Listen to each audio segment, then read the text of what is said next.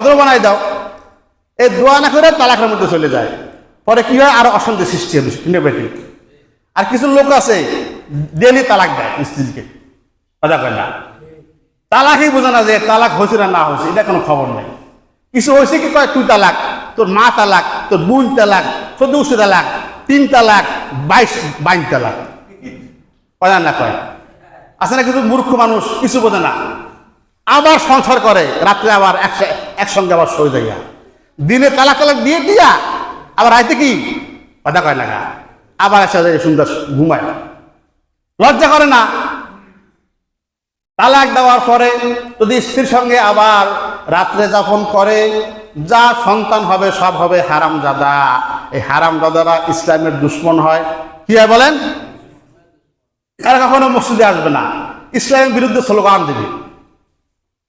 তাহলে যদিও তালাক দেওয়া হালাল, কিন্তু সাবধান, এই হালাল জিনিসটা আল্লাহ পাক চায় না যে বান্দা এই হালাল জিনিসটা করুক।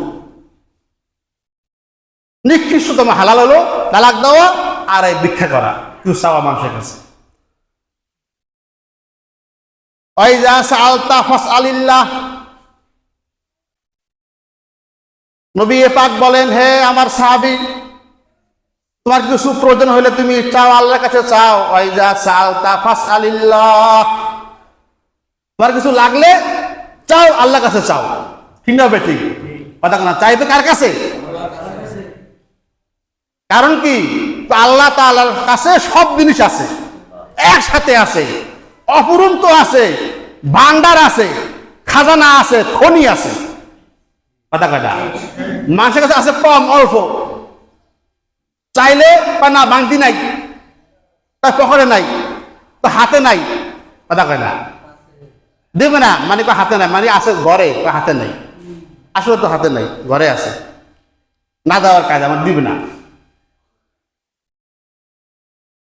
আমার যা কিছু লাগবে, আমি অসুস্থ, আমি আল্লাহর কাছে চাইব, আমি গরিব, আমি আল্লাহর কাছে চাইব, আমার সন্তান হয় না, আমি আল্লাহর কাছে চাইব, সব জিনিস চাইব কার কাছে?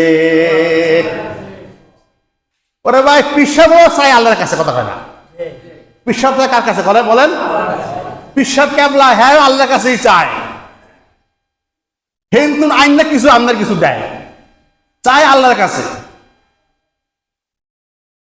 ঘটনা আছে, সম্রাট শাহজাহান এই উপমহাদেশের বাদশা ছিল। উপমহাদেশ বলতে Bharat, Pakistan, India, Burma, Bhutan, Lebanon সব মিলিয়ে দিলে এসব একজন বাদশা ছিল, বাদশা শাহজাহান।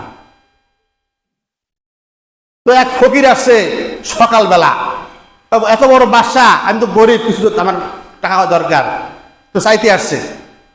আসে দেখে যে বাদশা ঘরে নাই, একজন খাদেম দাঁড়াই আছে ঘরের সামনে, বাদশার বডিগার্ড। অর্থাৎ যে বাদশা কোথায়? বডিগার্ড বলে, বাদশা মসজিদের ভিতরে এসে দোয়ার মধ্যে আছে, নামাজের মধ্যে আছে। সুবহানাল্লাহ না, বাদশা কোথায় আছে বলেন?